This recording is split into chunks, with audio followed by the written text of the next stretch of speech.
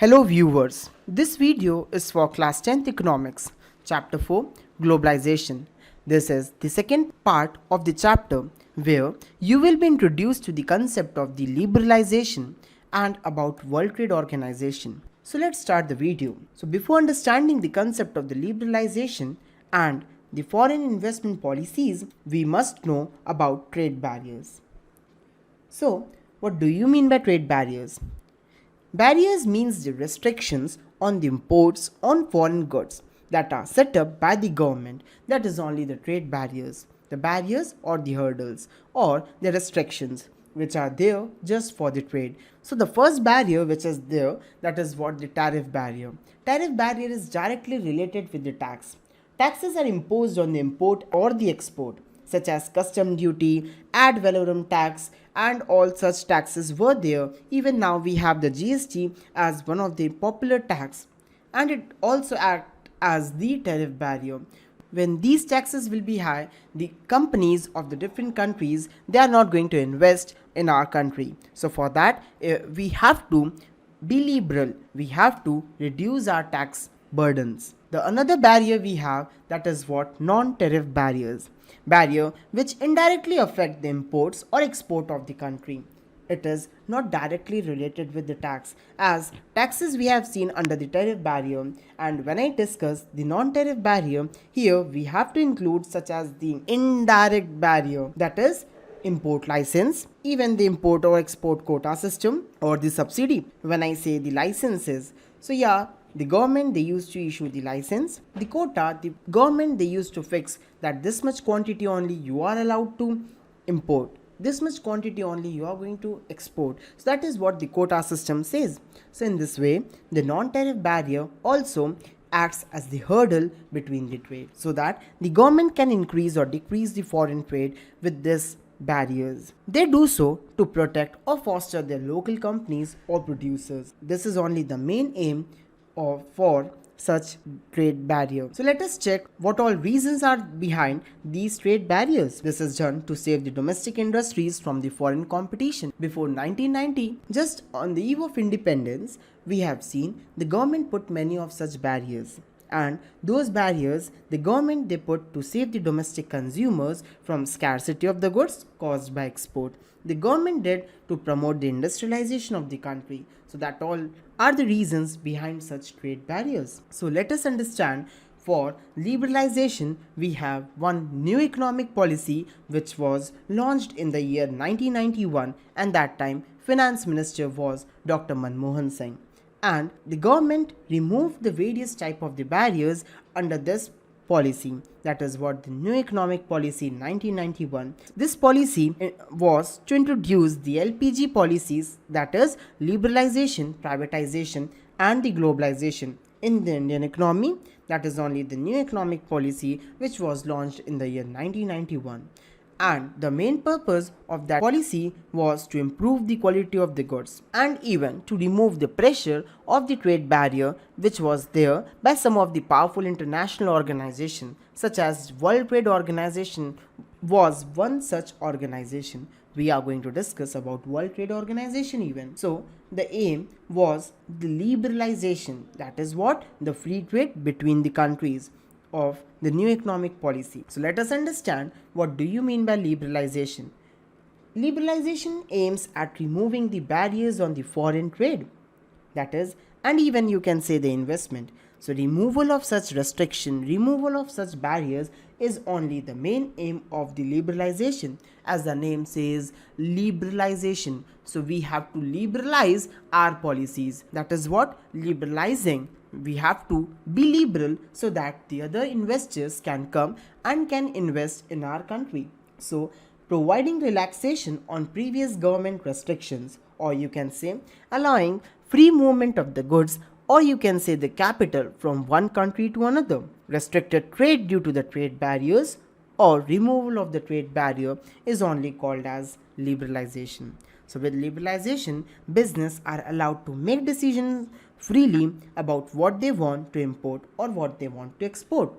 Now, the goods can be exported or imported easily without any restriction. So that is only the main need of the liberalization.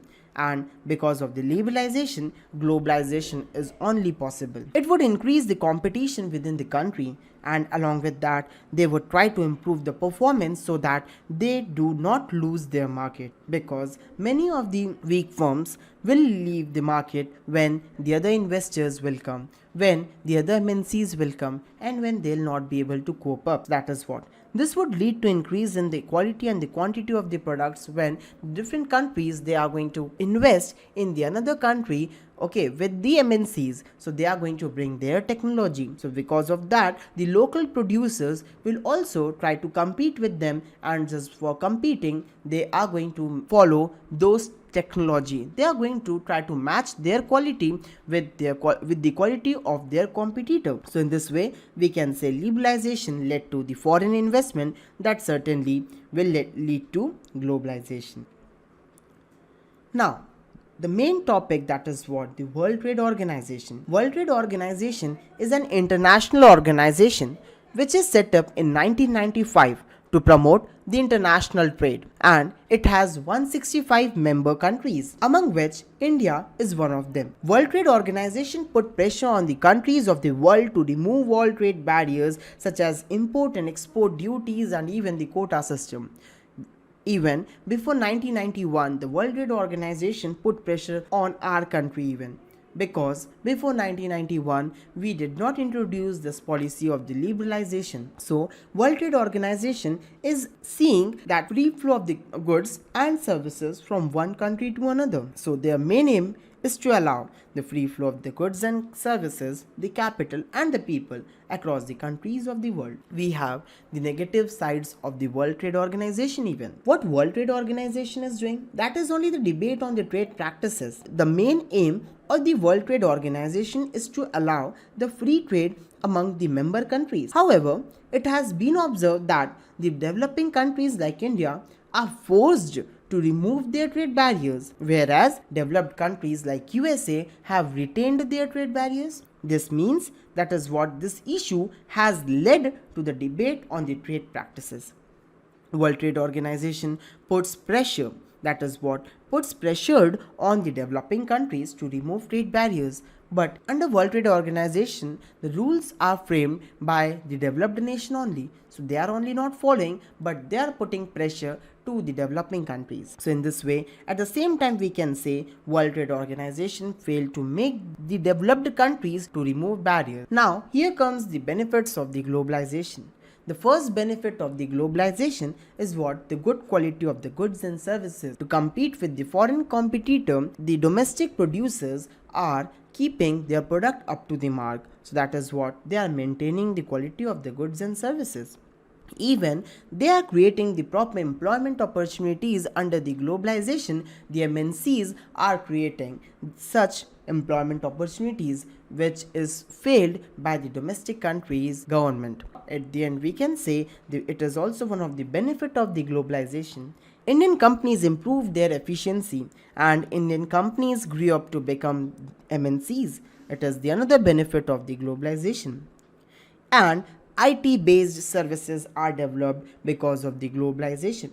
So this is the another benefit of the globalization we can say. Now we can say that is what services based on the IT have developed that has created many job opportunities. So at the end we can say there are positive impact of the globalization. That is what globalization is a force that touches the lives of almost all the people of the world, and where globalization creates the opportunities for all. People can have the closer contact and the better relation because of the globalization. Now, the last topic of the chapter is the negative impact of the globalization. By their power to influence the price, raw materials, and the labor, the MNCs can wipe out the local competitors. So that is what the small scale producers are badly affected by the globalization.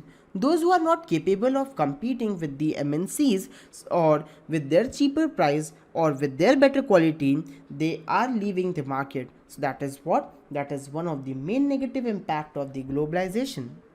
And even the other negative impact are there for the workers. That is what the Indian companies, they started exploiting the workers in order to reduce the production cost. So now the producers are giving less salary, or they are paying less to reduce the cost. Now the workers are exploited for the same, and workers lost job security, and even they are made to work for longer hours and night shifts, so their wages are very low. So these all negative impacts are there of the globalization, with some positive impact. So at the end, we can say globalization now moving freely between the countries. Almost same goods are found in the market of the different countries, and MNCs have developed services required for a company located in one country are provided from another country. People started moving from one country to another in search of job or other opportunities, and even technology is transferred from one country to another. So thank you for watching this video.